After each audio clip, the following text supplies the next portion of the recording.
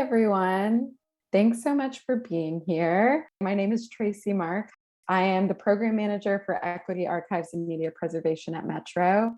This is a program that I've been developing for a while now. And so I'm so excited that there's interest and it's kind of coming into fruition. My colleague, Mary Bakia, who's also a program manager, is helping me on the back end. You might not know what Metro is, and we're a nonprofit. We're based in New York. We're completely remote now as of November 2020, but we used to have a place in Manhattan in Hell's Kitchen. And we're a nonprofit that really supports libraries, archives, and museums in the 5 boroughs of New York City and Westchester. We do that through grants. We do a lot of educational programming. That's a lot of what Mary and I do as well. We have a repository service. So we kind of do this in a number of ways to support our community, essentially. Just to give you, a little bit of background about how this program started. As I said, we do a lot of programming.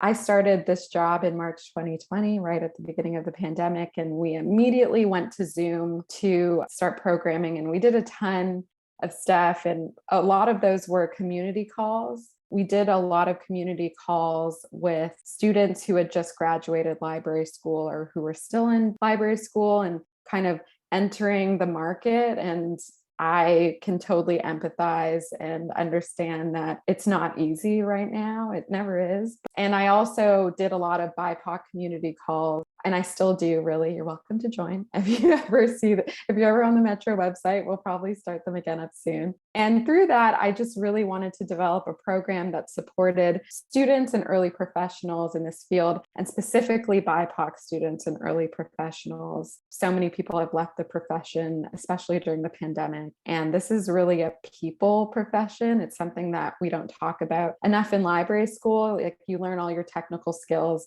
My first job was at the New York Public Library, and I wish I had been able to learn more about workplace dynamics and really how to, have these difficult conversations.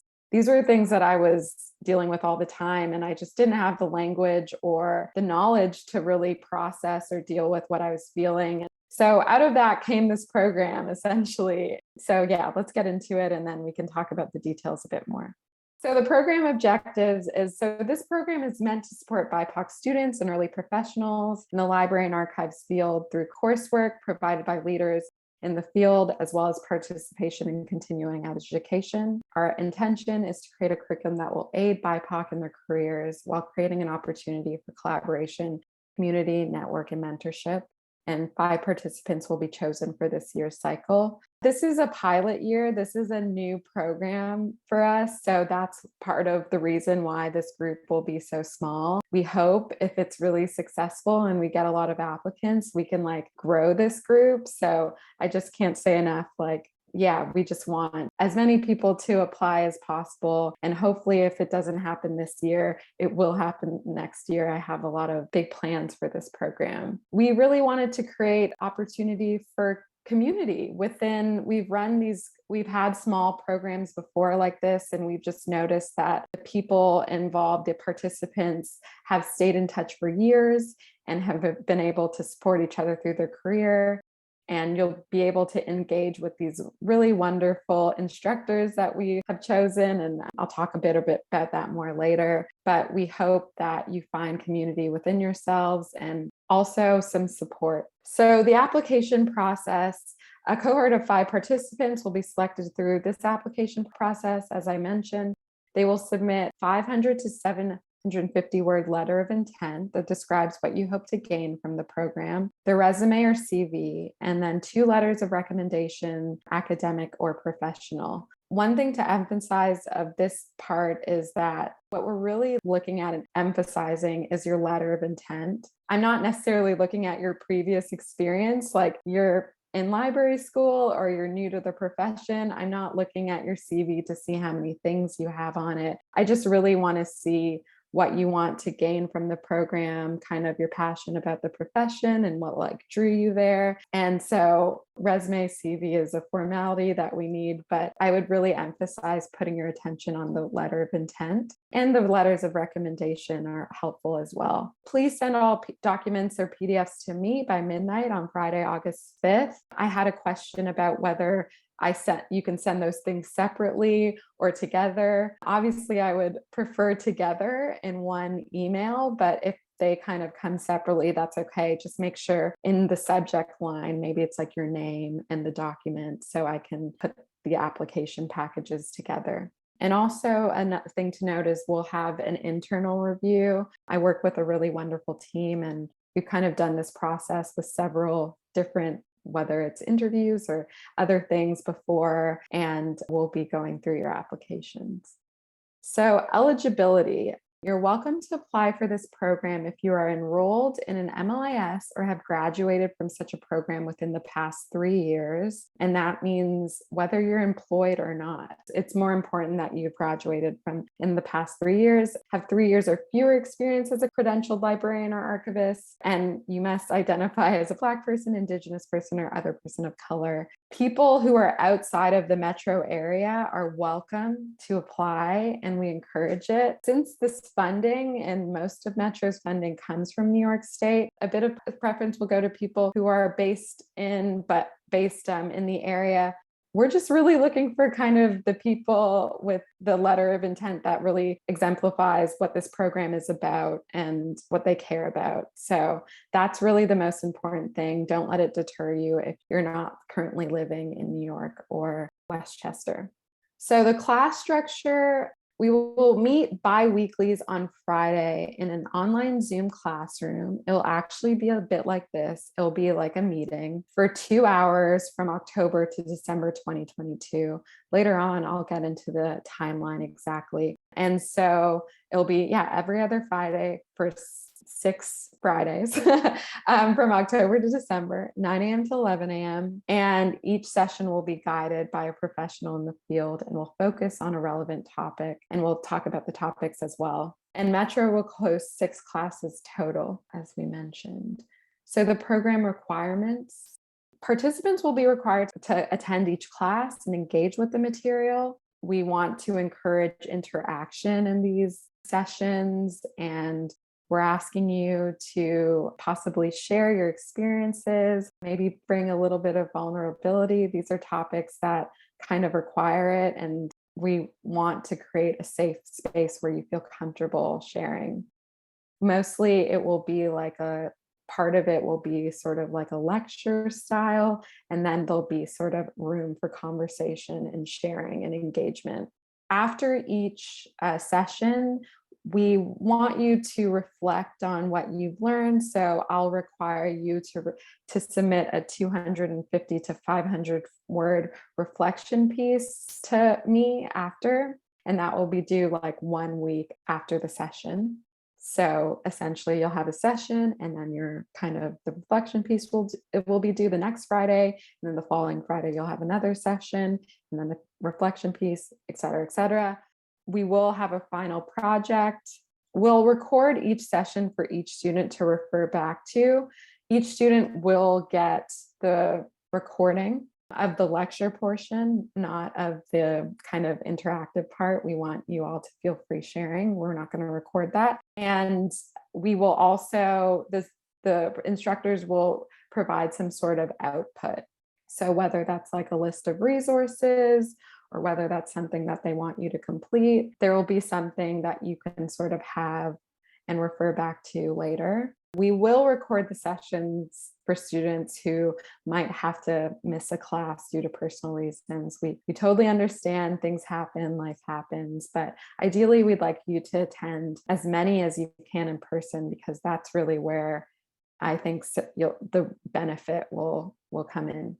The final project. You have 3 options for your final project, and you can either create a Zoom-based presentation on like an educational topic relating to the course material. So something that you've learned or something that resonated. It's something to definitely keep in mind while you're going through each session. If there's anything that resonates, talking about it, delving into it.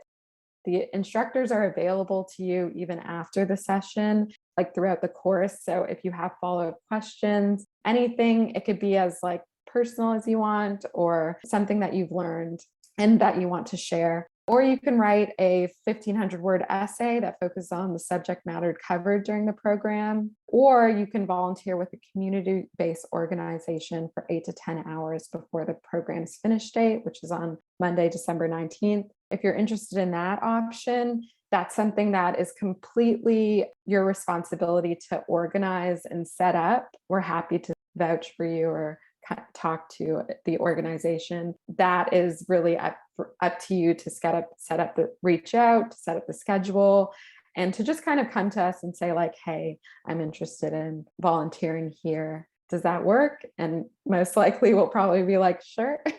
And setting up your own schedule, and probably requiring some sort of letter from the organization saying that you completed your hours. And a note about the essay, I would say I don't necessarily require like a research essay. Like this isn't a normal school. Of course, it would be great if it had a bit, but I'm also interested in your personal reflections always. So the program scholarship, after the in-session classes have been concluded, students will be encouraged to attend a library, archives, or leadership-related conference or professional development event.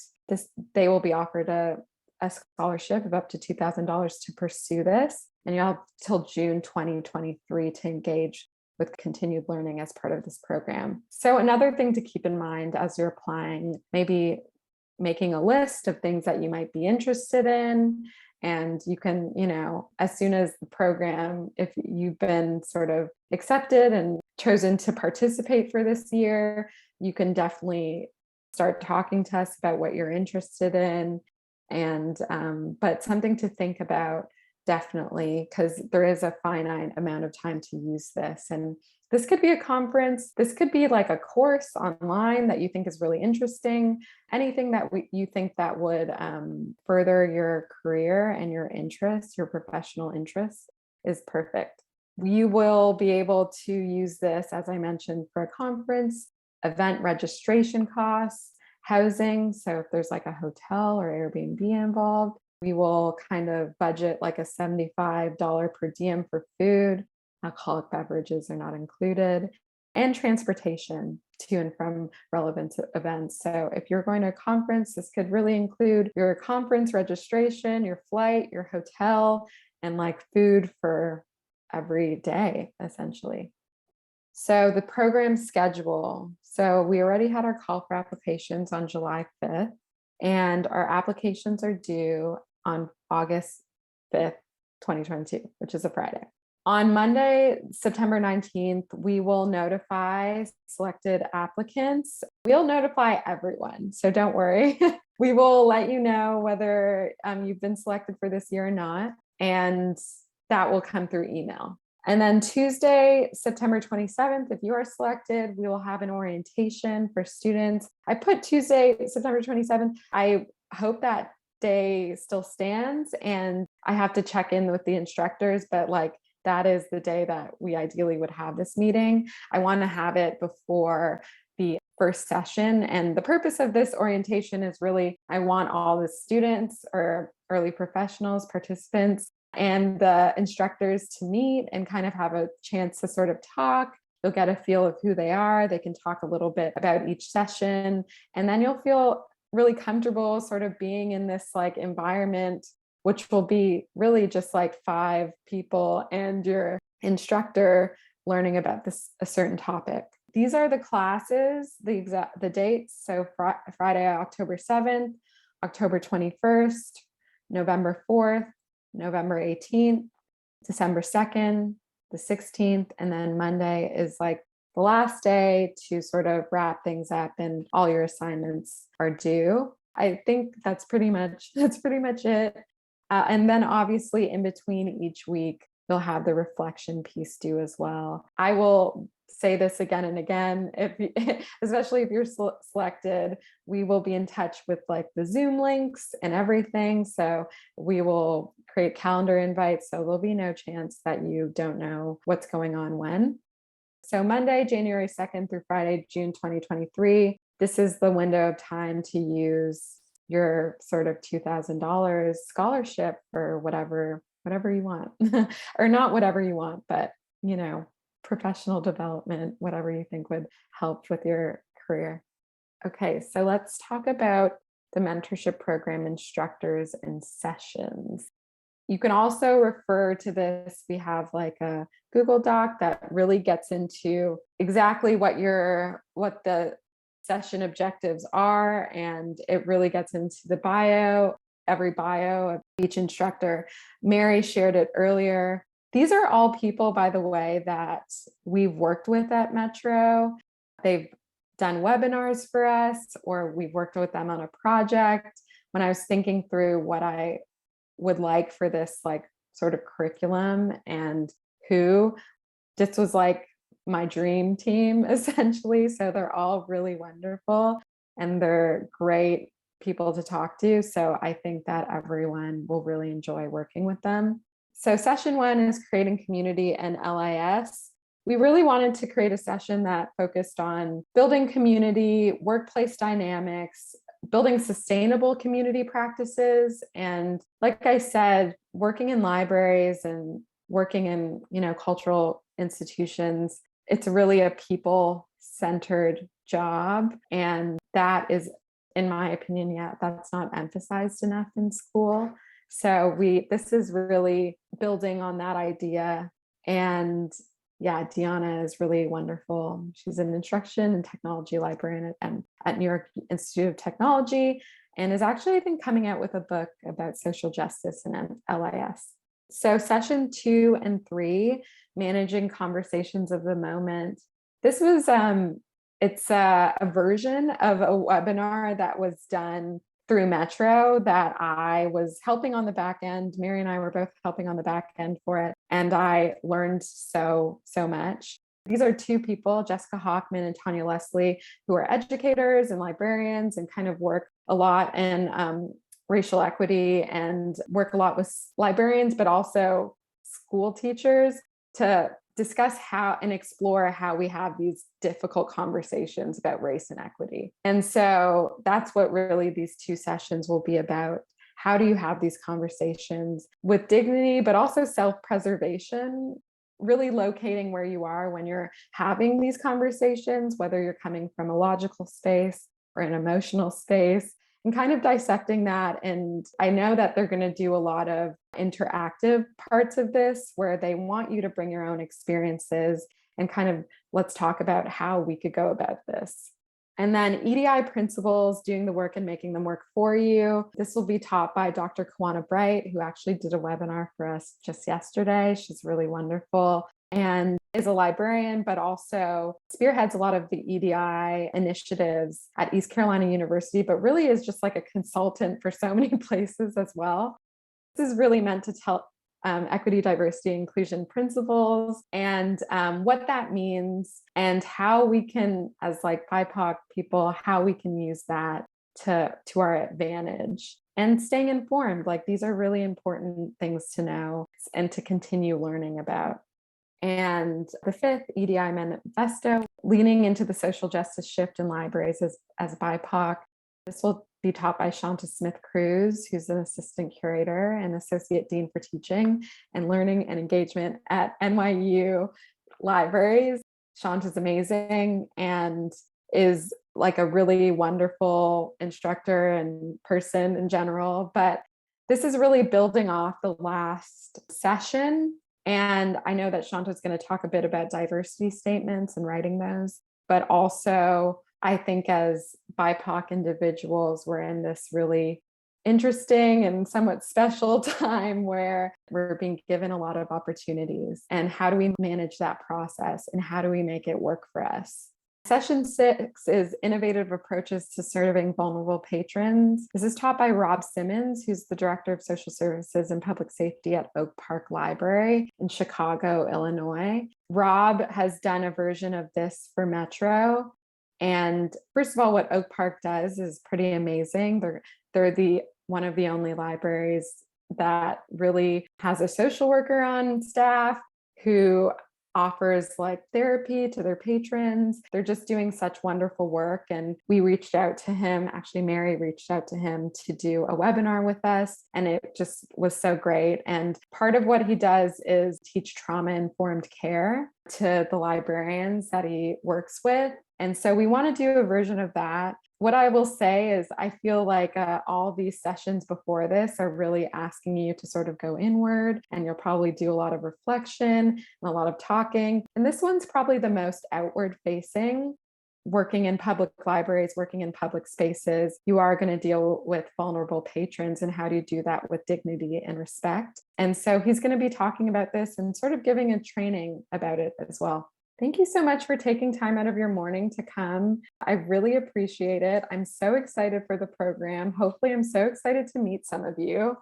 Please apply and tell anyone else that you think would be interested. If you have any other questions, don't hesitate to ask. I'm totally free to have a quick meeting or whatever. I'm open at this point. So good luck, everyone, and thanks again for coming. Bye.